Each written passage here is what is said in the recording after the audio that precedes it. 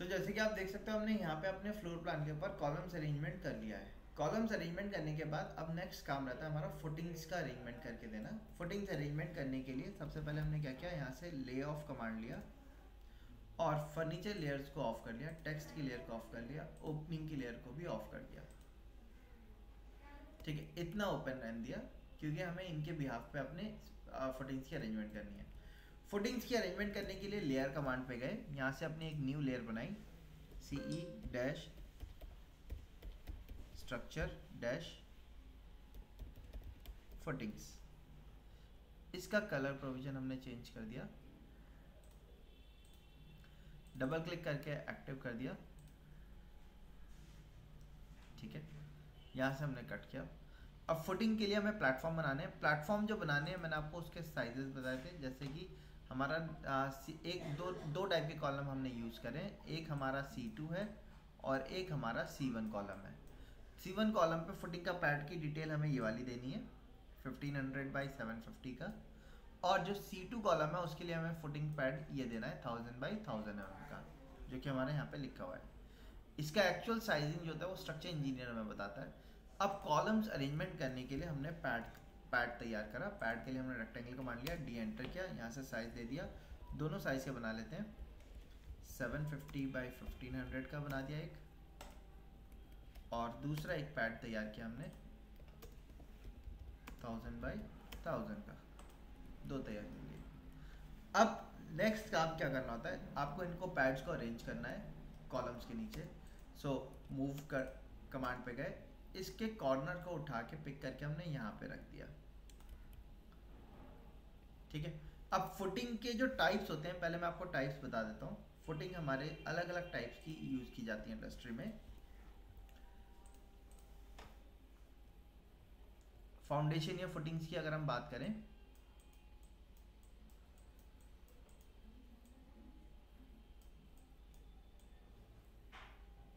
इसकी स्टैंडर्ड हमारे दो टाइप की होती हैं। पहली होती है शैलो फाउंडेशन और दूसरी होती है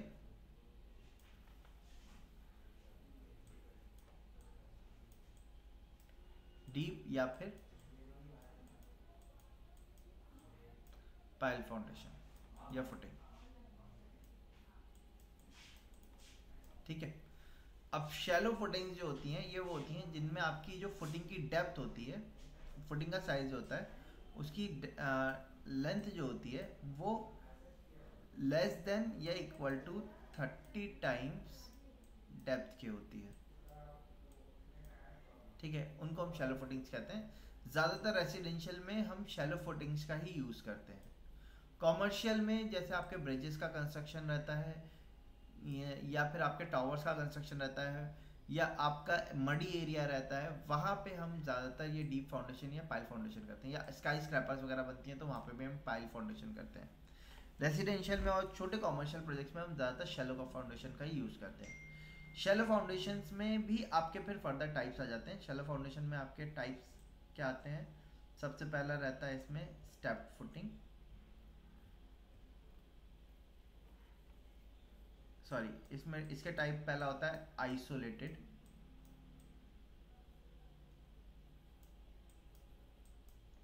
सेकेंड टाइप होता है इसका कंबाइंड,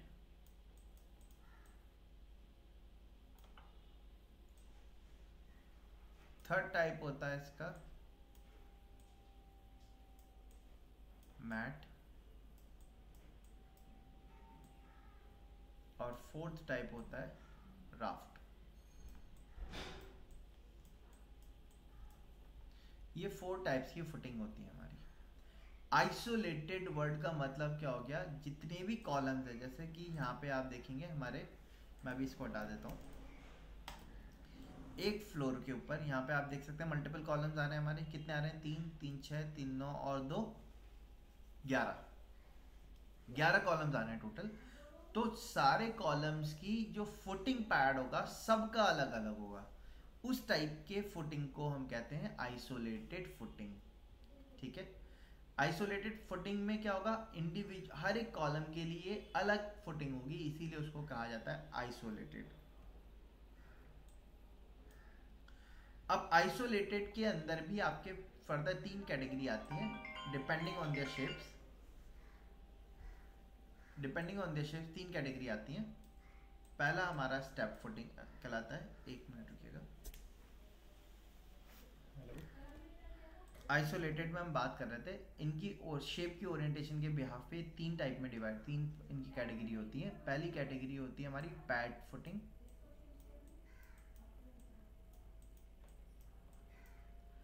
पैड फुटिंग में क्या होता है, जो आपका कॉलम आता है, सपोज ये आपका कॉलम है, तो एक सिंगल पैड रहता है इसके नीचे। ये इसका टॉप व्यू हुआ। फ्रंट व्यू से अगर आप देखेंगे इसको तो ये इस तरीके से रहता है। ये आपका कॉलम हो गया और ये आपका फुटिंग हो गया, फुटिंग का पैड हो गया।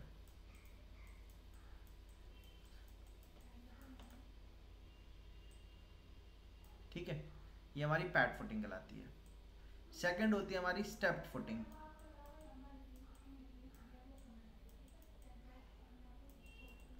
स्टेप फुटिंग को अगर आप टॉप व्यू से देखते हैं तो वो इस तरीके से दिखते हैं उनके स्टेप्स। और स्टेप फुटिंग को अगर आप साइड से देखेंगे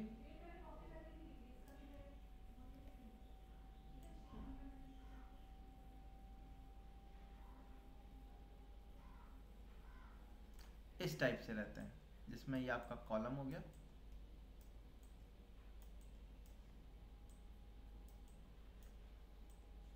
और ये आपका फुटिंग हो गया।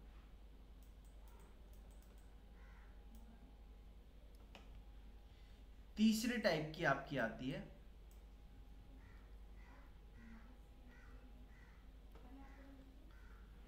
Trapezoidal footing.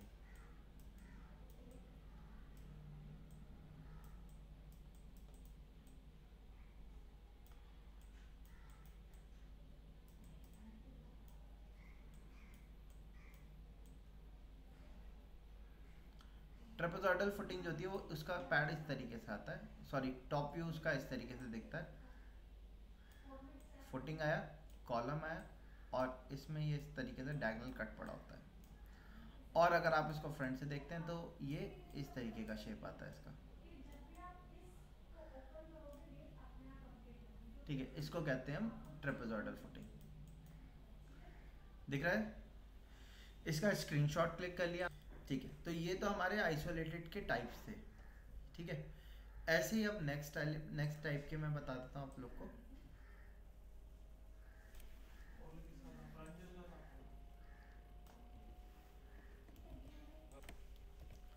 अच्छा, सेकंड टाइप हमारा होता है कंबाइंड फुटिंग। कंबाइंड फुटिंग्स में क्या होता है कि सपोज अगर 2 कॉलम है हमारे, वो काफ़ी क्लोज में है। अब दोनों के जब हम पैड फुटिंग के लिए पैड क्रिएट कर रहे हैं तो वो पैड आपस में कोलैप्स हो रहे हैं। तो ऐसे में हम लोग क्या करते हैं, दोनों के लिए एक सिंगल एक्सकेवेशन पैड क्रिएट कर देते हैं। इसमें कुछ कॉलम्स ऐसे भी रहते हैं जिनमें आपके आइसोलेटेड टाइप की आई हुई हो, लेकिन जो कॉलम क्लोज्ड बाय आ रहे हैं उनके लिए हम सिंगल पैड बना देते हैं। इस टाइप के एलिमेंट को हम कहते हैं कंबाइंड फुटिंग। ठीक है, सो कंबाइंड फुटिंग में क्या होता है, जब 2 या 2 से ज़्यादा कॉलम्स आ जाते हैं, उनके पैड करीब पड़ते हैं, तो हम उनको क्या कर देते हैं, एक सिंगल पैड में कन्वर्ट कर देते हैं। उनके लिए अलग अलग एक्सकवेशन नहीं करते, उनके लिए एक ही जाल स्ट्रक्चर में दोनों कॉलम्स को मर्ज कर देते हैं। इसको हम कंबाइंड फुटिंग कहते हैं। मैं आपको दिखा भी देता हूँ यहाँ से।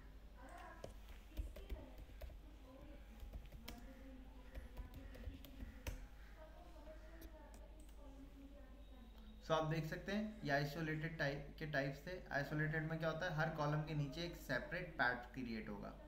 इसको हम अब ये पैड के शेप कैसे हो सकते हैं, यहाँ पे आप देखिए। ये वाला पहला वाला शेप क्या है, एक रेक्टेंगुलर प्लेटफॉर्म है। इसको हम आपका कहते हैं पैड फुटिंग नॉर्मल। ये आपका स्टेप फुटिंग, नीचे से देख सकते हैं आप। और ये आपका ट्रेपेजॉइडल या स्लोप फुटिंग होता है हमारा। ठीक है, सो इतने टाइप के आपके आइसोलेटेड के टाइप्स होते हैं। देन नेक्स्ट आता है हमारा कंबाइंड फुटिंग।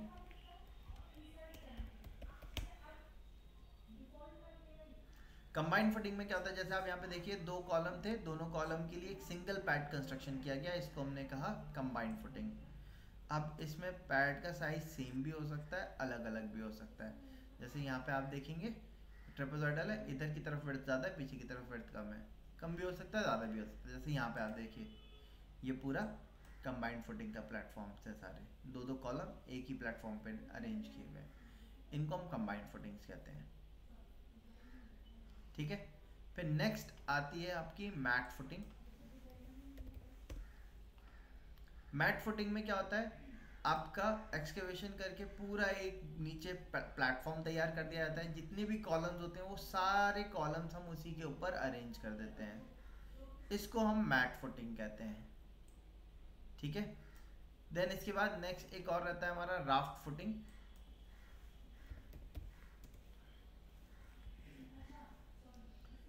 राफ्ट फुटिंग्स में क्या करते हैं, इसका यूज जनरली हमारा बेसमेंट वगैरह में रहता है। उसमें हम लोग क्या करते हैं, मैट में तो क्या किया, जैसे सपोज हमारी ये एक्सकेवेशन किया, नीचे हमने अपना आरसीसी का मैट बिछाया अपना पूरा। ठीक है, कॉलम जो थे वो इसके ऊपर हमने अटैच कर दिए, बाद में यहाँ पे इसको आपने वापस से फिल कर दिया। ठीक है, सैंड फिलिंग से या किसी और मेथड से। राफ्ट फुटिंग में क्या होता है, जब हमें बेसमेंट तैयार करना होता है तो उसमें हम क्या करते हैं कि अंदर का शेप स्ट्रक्चर हम हॉलो रखते हैं, तो ऐसे में हम क्या करते हैं, जो साइड की वॉल्स हैं और नीचे का जो पैड है ये पूरा हम आरसीसी पे कंस्ट्रक्ट करते हैं। लेकिन ये चीज़ सिर्फ तभी की जाती है जब हमें बॉटम में बेसमेंट तैयार करना हो, तो साइड की जो बेसमेंट की वॉल होती है वो भी हम फिर क्या चलाते हैं, आरसीसी ही कंस्ट्रक्शन रख लेते हैं। इस टाइप की फुटिंग्स को हम कहते हैं राफ्ट फुटिंग। तो ये आपके 4 टाइप्स के फुटिंग थे जो हमारे इंडस्ट्री में यूज़ किए जाते हैं। कमर्शियल में ज़्यादातर आपके राफ्ट या मैट टाइप फुटिंग चलते हैं, और रेसिडेंशियल में ज़्यादातर आइसोलेटेड या कंबाइंड टाइप्स चलते हैं आपके। हाँ, बहुत बड़े लेवल का प्रोजेक्ट तैयार हो रहा है तब वहाँ पे आपके मैट फुटिंग की जा सकती है, बट जनरली आपके रेसिडेंशियल्स में लोड हमारा डिफाइंड होता है तो वहाँ पे हम आइसोलेटेड फुटिंग्स का यूज़ करते हैं। ठीक है, बाद में अगर जहाँ पे लोड डिफाइन नहीं है प्रॉपर, बहुत ज़्यादा लोड है बिल्डिंग के ऊपर, आप प्रॉपर उसका वो भी नहीं, कैलकुलेशन भी नहीं कर सकते, तो वहाँ पे हम डीप फुटिंग या पाइल फुटिंग देते हैं, जो कि आपके मेट्रो के टावर्स ब्रिजेस के कंस्ट्रक्शन में, पिलर्स के कंस्ट्रक्शन में हम ज़्यादातर ये पाइल फुटिंग्स का या डीप फुटिंग्स का यूज़ करते हैं। ठीक है, सो ये तो हमारे फुटिंग का बेसिक थ्योरी थी। अब इसके बिहाफ पे जो हमने ये कंस्ट्रक्शन किया हुआ है, इसमें हम अपने फुटिंग पैड लेके चलते हैं। अब अगर मुझे आइसोलेटेड में पैड फुटिंग देना है तो वो हम सिंपल इस तरीके से दे सकते हैं। अगर आइसोलेटेड में मुझे स्टेप फुटिंग देनी है तो हम यहाँ से क्या कर सकते हैं, स्टेप बना सकते हैं इसके अंदर ऑफसेट करके, इस तरीके से आप स्टेप्स तैयार कर सकते हैं।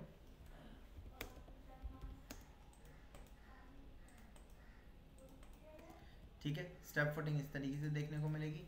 और अगर आपको इसके अंदर ट्रेपेजॉइडल फुटिंग देनी है तो ट्रेपेजॉइडल फुटिंग में क्या होता है, आपका कॉलम आएगा, डिपेंड करता है कॉलम किस पोजीशन पे आ रहा है। सपोज हम कंसीडर करें सेंटर पे आ रहा है, तो हमने रेक्टेंगल का मान लिया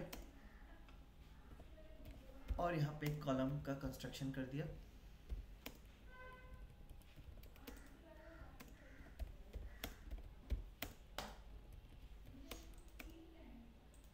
इसको सेंटर से उठा के हमने इसके सेंटर पर अरेंज कर दिया। ट्रेपेजॉइडल के लिए हमने कॉर्नर को इससे, इस कॉर्नर को इससे और ये वाले कॉर्नर को इससे, इस टाइप के अरेंजमेंट हम ट्रेपेजॉइडल में करते हैं।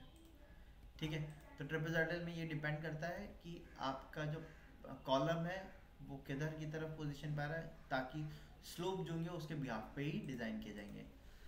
अगर लोडिंग ज़्यादा होती है तो हम कंसीडर ट्रेपेजॉइडल फुटिंग देना ही करते हैं, वो ज़्यादा बेटर कंसीडर की जाती है। ठीक है, और या फिर पैड टाइप करते हैं। स्टेप फुटिंग हम ज़्यादातर विलेजेस वगैरह में जहाँ पे आपके ब्रिक्स का कंस्ट्रक्शन करके हम फुटिंग देते हैं, वहाँ पे हम स्टेप फुटिंग का यूज़ करते हैं। स्टेप फुटिंग आरसीसी में इसलिए नहीं की जाती ज़्यादा, क्योंकि फिर हमें शटरिंग में ज़्यादा मटेरियल हमारा वेस्ट होता है, इसीलिए हम ज़्यादातर आरसीसी फुटिंग्स में पैड या फिर ट्रेपेजॉइडल फुटिंग्स का यूज़ करते हैं। लेकिन पुराने जो घर कंस्ट्रक्शन वगैरह होती है उसमें न्यू की फाउंडेशन जो बनाई जाती है वो कई बार स्टेप फुटिंग के तौर पे बनाते हैं हम लोग। ठीक है, सो अब अपना स्टार्ट करते हैं फुटिंग तैयार करना। फुटिंग के लिए हम ट्रेपेजॉइडल फुटिंग के साथ ही जा रहे हैं, ट्रेपेजॉइडल फुटिंग देंगे। अब जैसे यहाँ पे कॉलम लगेगा तो इसकी फुटिंग प्लेटफॉर्म चेंज हो जाएगा थोड़ा सा, तो उसके लिए मैंने यहाँ पे एक कॉलम भी इसके साथ कंस्ट्रक्ट किया। एंड ट्रेपेजॉइडल देने के लिए हमने इसको इसके साथ कनेक्ट कर दिया। अब मैंने इसको क्या किया, पहले इसको कॉपी करके अलग रखा, ब्लॉक बनाया मैंने इसको नाम दिया। कॉलम किसके लिए अरेंज हो रही है, इस कॉलम का नाम है C1। मैंने इस फुटिंग को नाम दिया F1, तो मैं इस ब्लॉक को कंबाइंड नाम दे रहा हूँ C1 F1, यानी कि C1 F1 column, sorry footing, C1 F1 footing. इनको सेलेक्ट किया, एंटर किया, पिक पॉइंट मैंने यहाँ कॉर्नर पे दिया और ओके कर दिया। इसको मूव करके मैंने यहाँ पे रखा,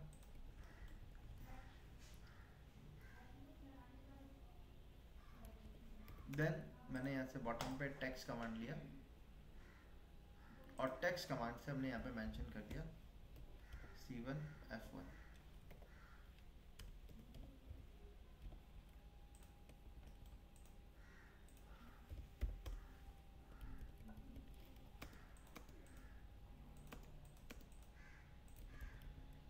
ठीक है। अच्छा, यही कॉलम इधर कॉर्नर पे भी आ सकता है हमारे, तो हमने इसको सेलेक्ट करके मिरर कर दिया।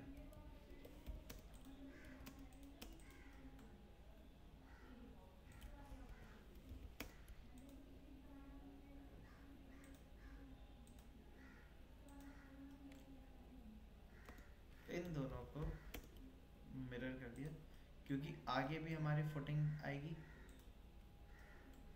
अच्छा, लेकिन आगे की तरफ रोटेट होके आएगी ये फुटिंग, तो हमने इसको कॉपी करके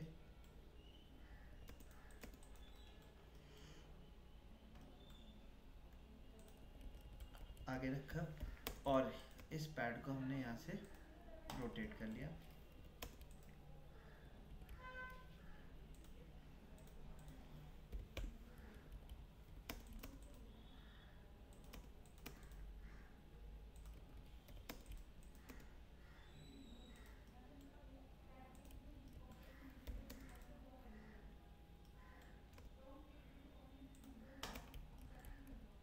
यही फुटिंग आपके इधर पे आएगी।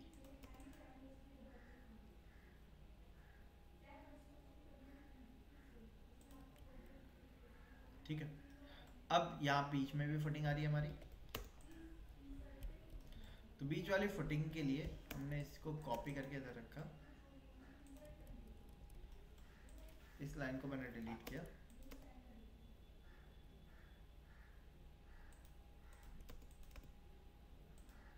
इसके मिडिल से इसके मिडिल पे कनेक्ट किया, एंड टू एंड कनेक्ट कर दिया हमने। अब मैं इसको ब्लॉक बना दे रहा हूँ। ब्लॉक बनाया मैंने C1 F2, क्योंकि फुटिंग चेंज हो गई हमारी।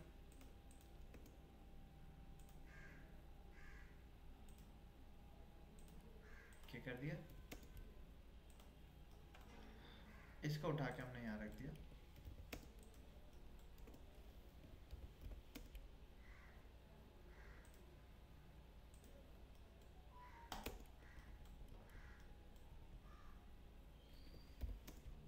और इसको हमने कॉपी करके इधर रखा,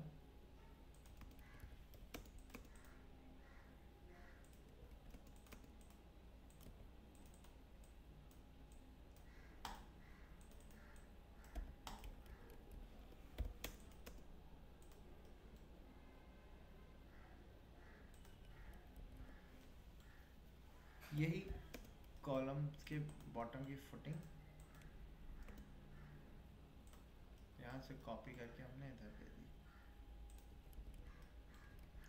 इसके लिए फुटिंग पैड बनाना था, इसके लिए सेंटर पे ही हमारा काम चल जाएगा। हमने रेक्टेंगल लिया, डी एंटर किया, 230 बाई 230 का हमने पैड तैयार किया।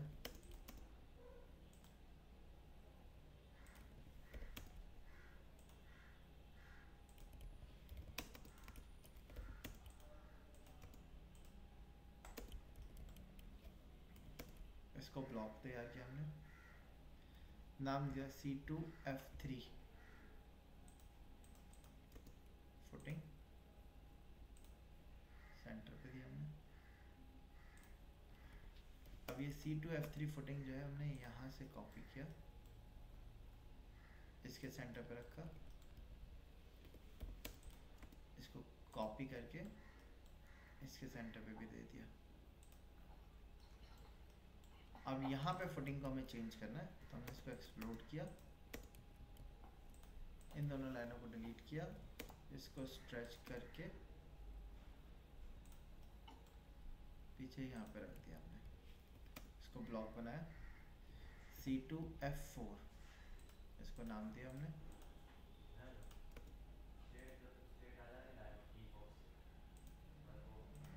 क्या कर दिया,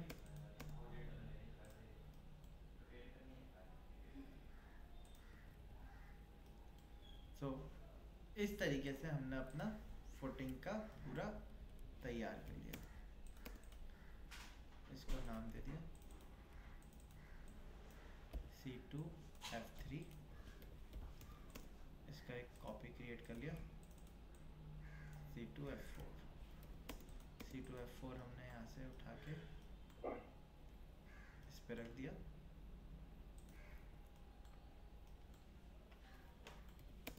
C2F3 को हमने यहाँ रखा, इसी को कॉपी करके हमने इस वाले पे रख दिया।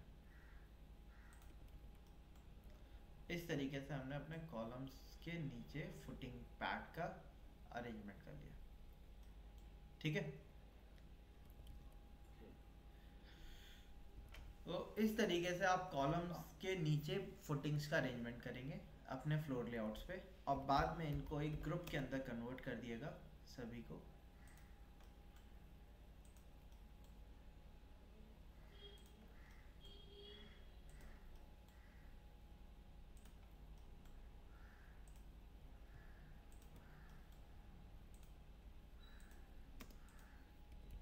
कंट्रोल शिफ्ट दबाएंगे, ग्रुप ऑन हो जाएगा। ठीक है, ऐसे अब हमें कॉलम्स और फुटिंग का लेआउट अलग से चाहिए, तो हमने कॉलम्स के साथ फुटिंग को कॉपी करके साइड में रख दिया। अब यहाँ पे आप क्या कर सकते हो, एक्सेल एंटर, H एंटर किया हमने, एक हॉरिजॉन्टल लाइन बनाई, इसके कॉर्नर से इसके मिडिल, इसका corner, Excel enter, V enter, vertical reference लिया, इसका कॉर्नर, इसका मिडिल, कॉर्नर,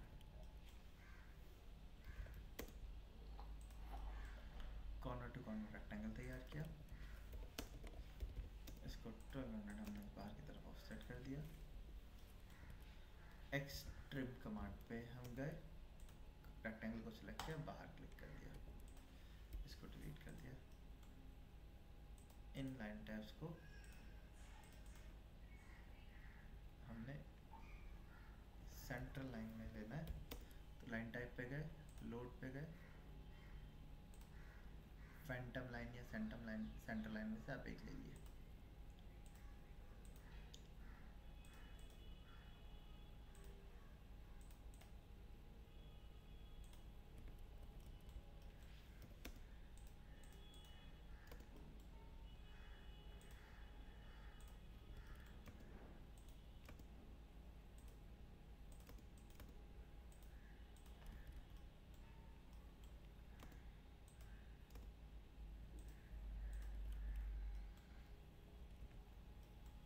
ठीक है, इस तरीके से हमने इसका अरेंजमेंट कर लिया। तो ये हमारे कॉलम्स एंड ग्रिड लेआउट हो गए, columns, footings and grid layout. ठीक है, चलिए, सो इस तरीके से अरेंजमेंट तैयार करके रखनी है आपको कॉलम्स और उनकी नीचे उनकी फुटिंग्स की। ठीक है।